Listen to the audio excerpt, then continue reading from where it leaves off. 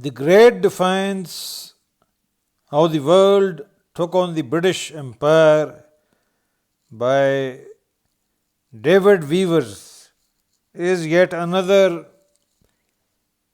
playing to the gallery, the cheap Dalrymple approach, selling to the British bashing public a book without any intellectual substance.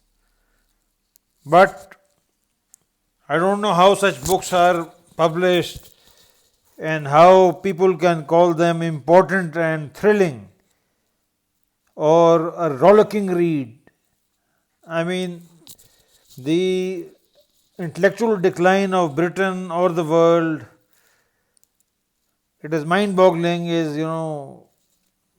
ridiculous.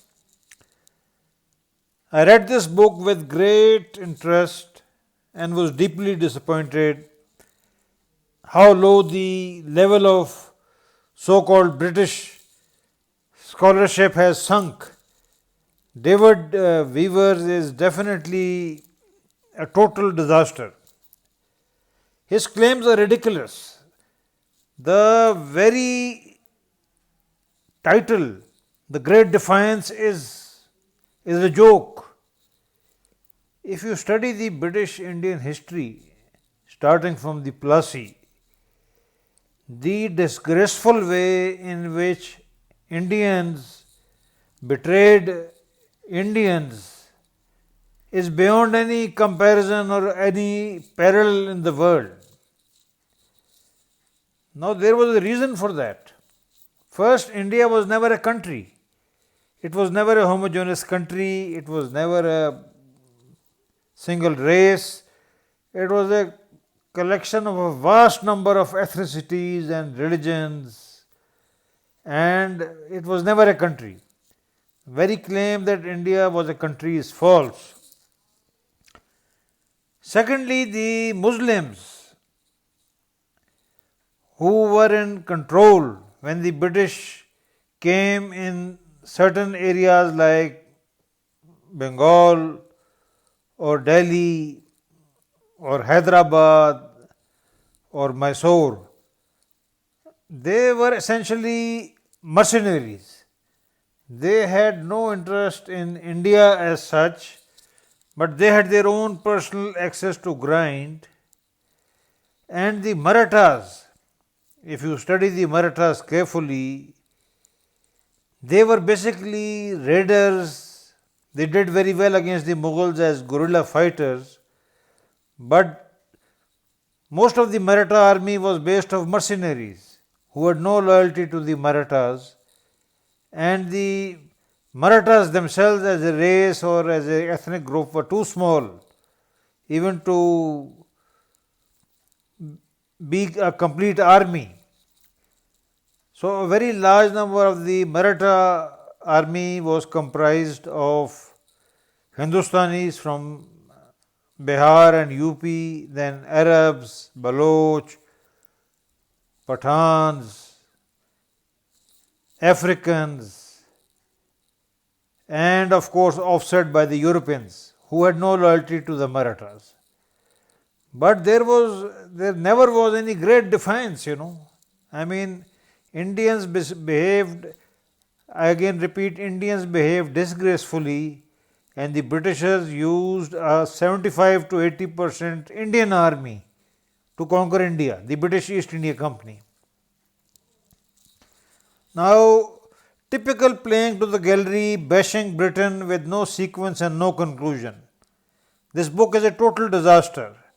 The very claim defiance is false, as India by and large passively accepted the British company.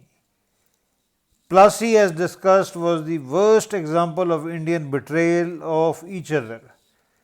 Above all, the Muslim adventurers, mostly Persian or Turkish origin, had no loyalty to India, which was never a homogeneous country by itself. At the decisive Battle of Buxar, for example, fought on the 23rd October 1764, as a result of which the invasion of Bengal by the Nawab of Awadh was defeated and Awadh became a vassal of the English East India Company.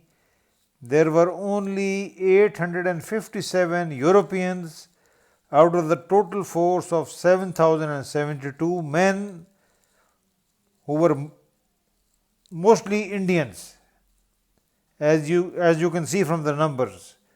The Indian contribution to this battle may be gauged from the fact that, that out of the total East India Company's army, 825 casualties, some 744 were Indians. Thus, Awadh became a British vessel, a company's vessel, not British vessel, British company's vessel from 1764. Now, where is the defiance where with one battle, a vast tract of land, much bigger than England in area, population, revenue, becomes a vessel and it does not mew all along till 1857. So, where is the defiance? I mean, the whole title of this book is false.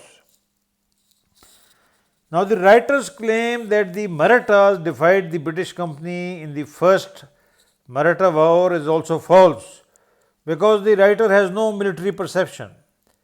The factual situation was that the Bombay army was the weakest army in the three armies of the British Company.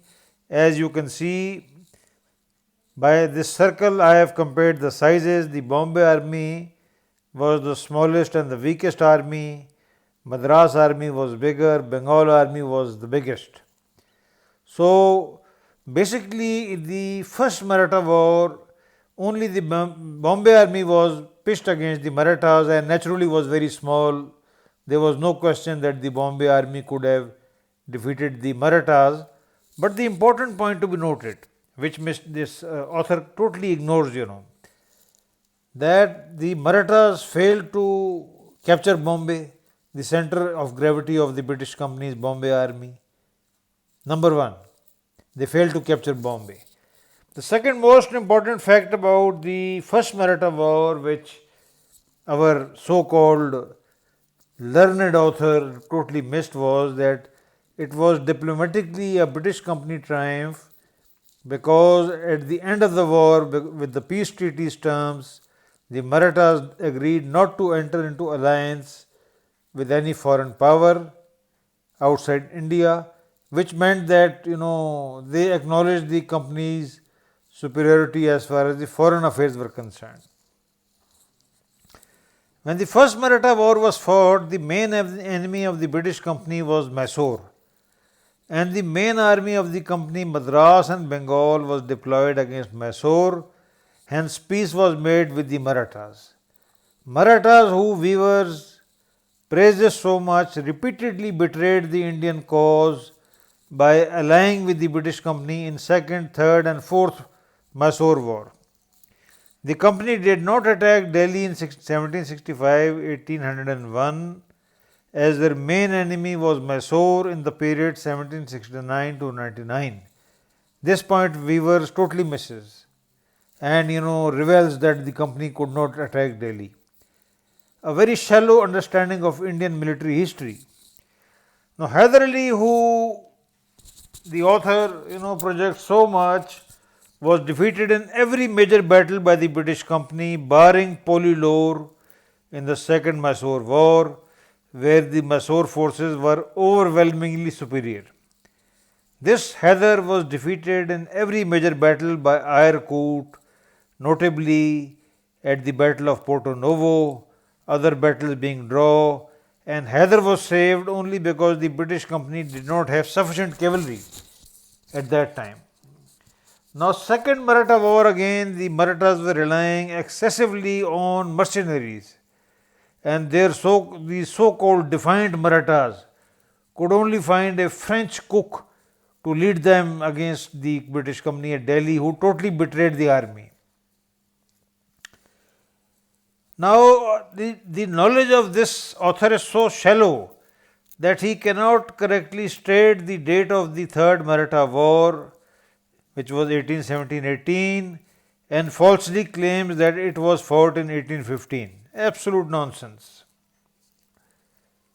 He totally misses the Sikhs, who were the toughest opponents of the British Company.